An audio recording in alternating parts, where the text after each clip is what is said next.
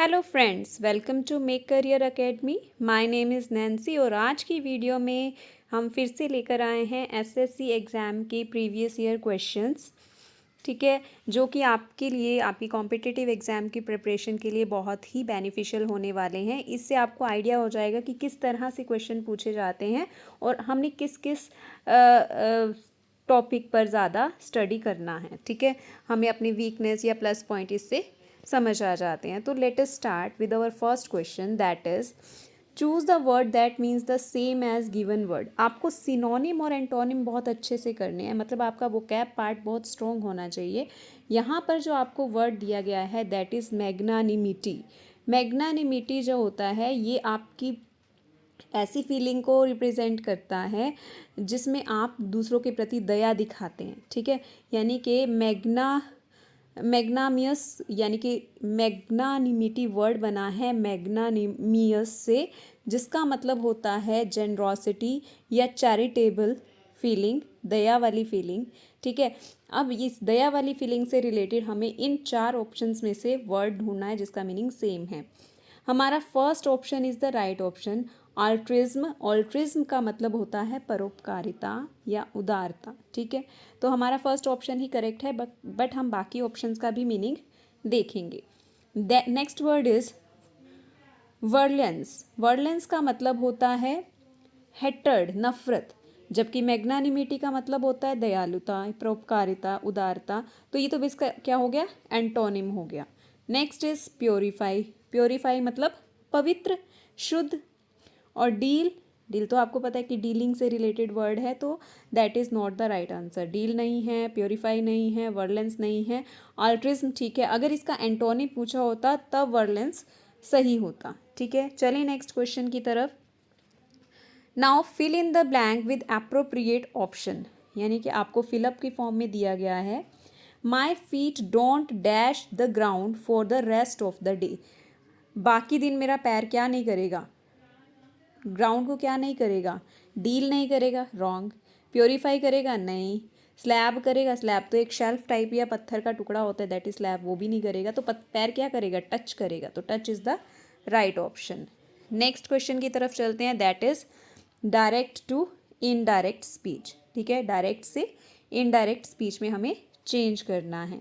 हमें डायरेक्ट दी गई है, the sage said man proposes and God disposes. ठीक है, अब इसका हमने इनडायरेक्ट फॉर्म देखनी है। अब सेज सेड, उसके बाद हमारा कोई ऑब्जेक्ट नहीं दिया हुआ जिससे हम बात कर रहे हैं, तो सेड में ही रहेगा, सेड को टोल्ड में नहीं चेंज करना। इन्वर्टेड कोमास को हटाकर हमने दैट लगाना है।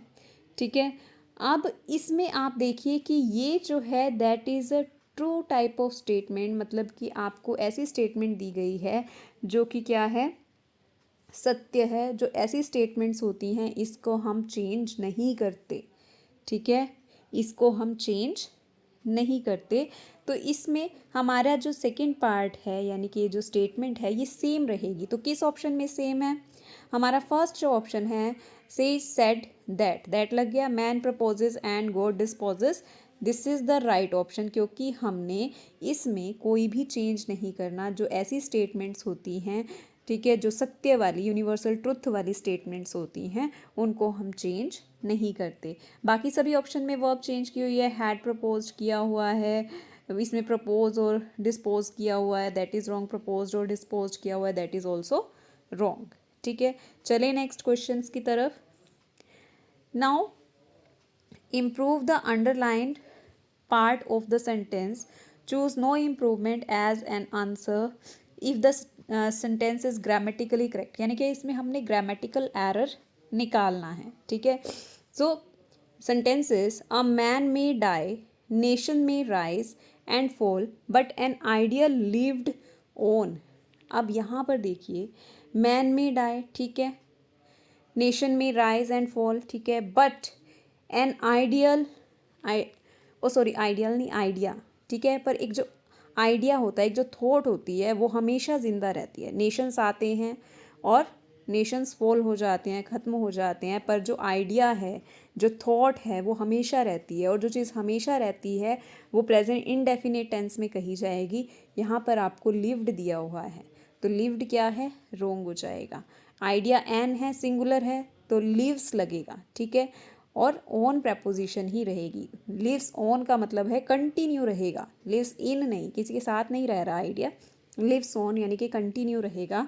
तो third option will be the right option, ठीक है। मैन में डाई, नेशन में राइज एंड फॉल, ठीक है, बट एन आइडिया जो एक थॉट है वो हमेशा रहती है, ठीक है। सो यहाँ पर lives on is the right answer. Next question की तरफ चलते हैं, दैट इज ईडियम, ठीक है। आपको ईडियम का राइट मीनिंग देना है। Body and soul, body and soul यानी कि बहुत पूरा, बॉडी भी है सोल भी है, यानी कि एक इंसान पूरा, यहाँ एक इंसान पूरा, यहाँ पर जो इसका मीनिंग है उसका मतलब है एंटायरली, कंप्लीटली, जिसमें कंप्लीटनेस की सेंस आए, ठीक है। अब ऑप्शंस पर चलते हैं। लाइफ एंड डेथ नहीं हो सकता, कंप्लीटनेस की बात नहीं कर रहा। हैप्पीनेस है सोरो, कोई ऑपोजिट फीलिंग की बात भी नहीं कर रहा। Wholly and entirely is the right option. Body and soul, कुछ सॉल्व करने की तो बात ही नहीं हो रही है, ठीक है। तो third option is the right option, Holi और एंटायरली।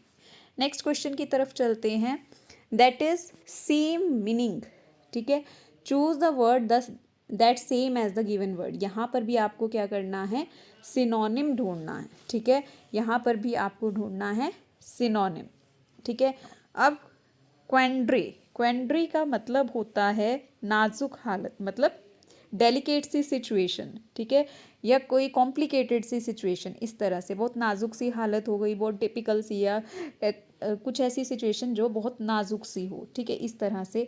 अब इसके ऑप्शंस की तरफ चलते हैं और हर वर्ड का मीनिंग देखते हुए हम इसका आंसर फाइंड आउट करते हैं। First word is सिंच।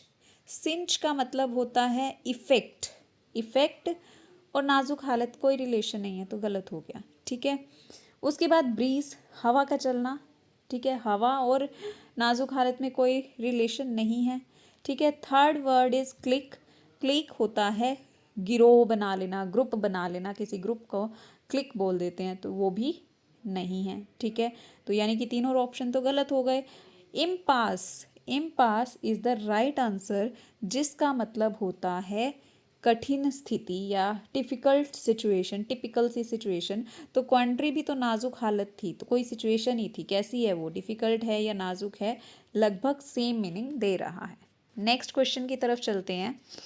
ये भी आपका नरेशन से या रिपोर्टेड स्पीच से आया है, इसमें आपको करेक्ट इनडायरेक्ट फॉर्म ही फिल करनी है। अब आ गए हम स्टेटमेंट पर।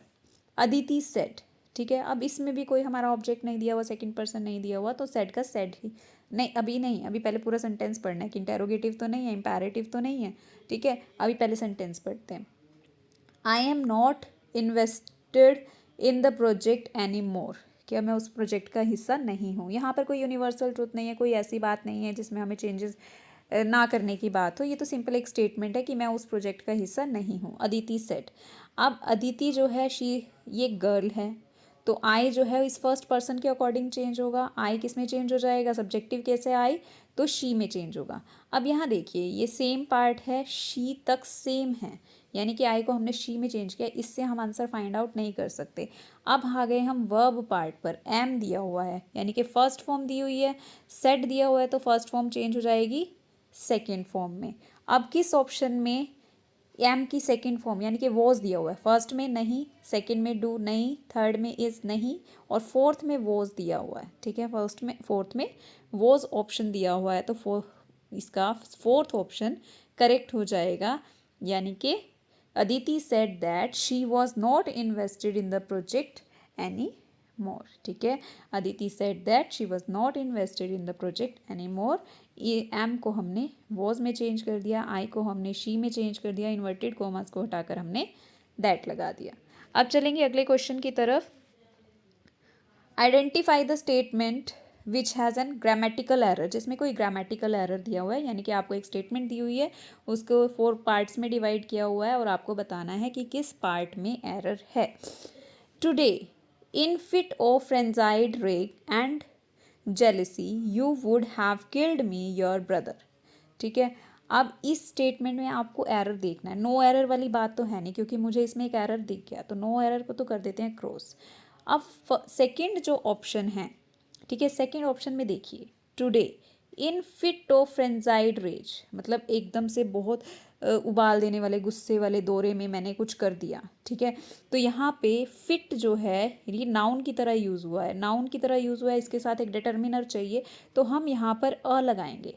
Today in a fit of frenzied rage and jealousy you would have killed me, sorry killed होगा यहाँ पर, किल्स नहीं है, it is killed me your brother, ठीक है। चलिए नेक्स्ट क्वेश्चन की तरफ। So right option would be second was the right option, यहाँ पर सेकंड ऑप्शन राइट था, क्योंकि in a fit of frenzied rage हमने करना था। नेक्स्ट क्वेश्चन की तरफ चलते हैं। फिल इन द ब्लैंक की फॉर्म में है, आपको मोस्ट सुटेबल वर्ड जो आपके 4 ऑप्शन दिए हैं इनमें से आपको फिल करना है। Remember that little sister wait for a man to dash your honour, to dash your honour and you will wait forever, you होगा यहाँ पे, you will wait forever. उस इंसान के लिए वेट करो जो तुम्हारे ओनर की रक्षा करे, ठीक है, जो तुम्हारे ओनर की रक्षा करे। तो रक्षा करने के लिए क्या वर्ड यूज़ होगा, अवेंज, ठीक है। चीयर नहीं, चीयर करना है तुम्हारे ओनर को, चीयर थोड़ी करना है किसी ने, रिपेल नहीं करना है, कंफर्ट नहीं करना है, आपके अवेंज करना है, यानी कि उसको सुरक्षित रखना है, ठीक है। Next is fill in the blank with appropriate option, ठीक है। पहले स्टेटमेंट पढ़ लेते हैं, फिर इसके ऑप्शंस देखते हैं। One of his rules was to always dash and wait, await नहीं है यहाँ पर, वेट है, वेट इंस्ट्रक्शन है, इंस्ट्रक्शन टू एंटर, ठीक है। उसके कुछ रूल्स में से एक रूल था कि ऑलवेज डैश, ऑलवेज क्या करो, फिर उसके बाद इंस्ट्रक्शन की वेट करो अंदर एंटर करने के लिए, यानी कि पहले तो डोर के जाकर खड़े थोड़ी हो जाना है, वहाँ पर जाकर आपको क्या करना है, डोर को नॉक करना है, ठीक है। यहाँ पर राइट ऑप्शन हो जाएगा नॉक, ठीक है। You have to knock the door, और उसके बाद आपको क्या करना है, रूम में एंटर करना है, ठीक है। So these are the question that we discuss today. For more such question like share and subscribe to our channel make career academy. Till then thank you and have a nice day, ठीक है।